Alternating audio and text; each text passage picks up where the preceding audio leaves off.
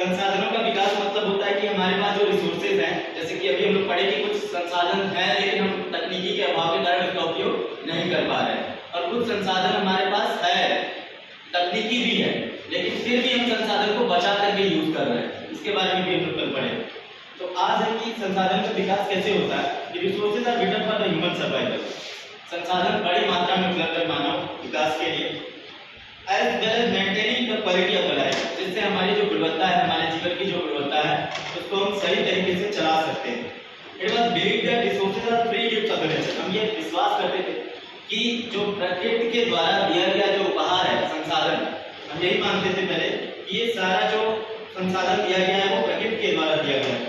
As a result human beings use them and indiscriminately, thus it has led to the following major problem।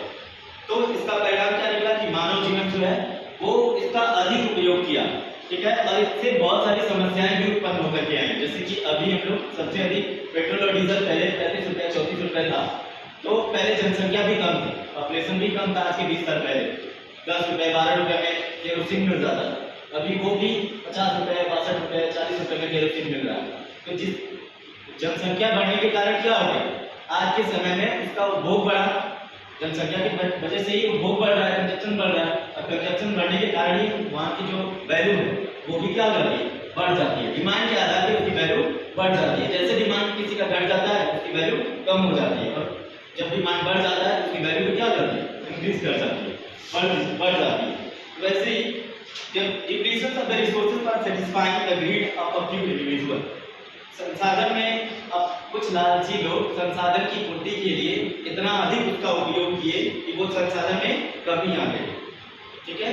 कुछ लोग इतना उस संसाधन का ओवर यूज किए, अधिक यूज करने के कारण उस संसाधन में कमी पाई गई, जिसकी वजह से वो संसाधन अब बहुत ज़्यादा महंगा हो चुका है। उसको अगर खरीद रहे हैं यूज करने के लिए, वो क्या है, हमारे लिए बहुत ज़्यादा महंगा है। रीजन क्या है कि जनसंख्या बढ़ने के कारण क्या हो जा रहा है, कंजप्शन बढ़ रहा है, और कंजप्शन बढ़ने के कारण उसकी वैल्यू जो है वो बढ़ जा रही है।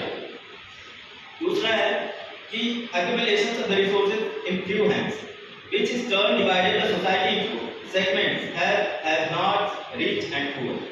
अब ये संसाधन जो है उस समय तक तो कुछ ही हाथों तक रहा, क्योंकि जो लोग बहुत ज़्यादा डेवलप थे उनके पास रिसोर्सेज था, तकनीकी के माध्यम से वो संसाधन का यूज कर लेते थे। लेकिन जो गरीब लोग होते थे, जो जिनके पास तकनीकी नहीं है, जिनके पास रिसोर्सेज नहीं थे, वो लोग रॉ मटेरियल्स और अन्य रिसोर्सेज का उपयोग नहीं कर पाते थे।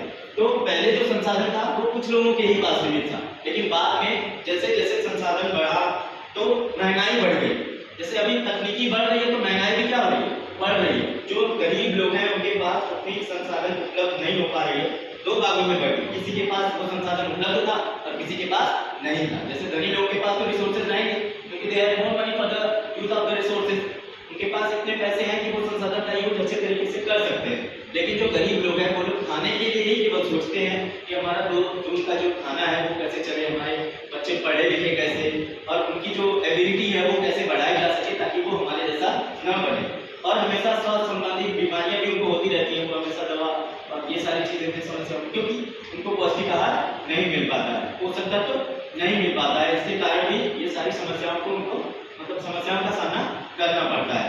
दूसरी बात है कि तो पहले तो हम लोग कहानियां पढ़ चुके हैं इसके पहले भी क्लास 9 में कि बहुत सारे ऐसे गरीब होने के कारण वो केवल मतलब अपने अगर उनके पास जमीनें भी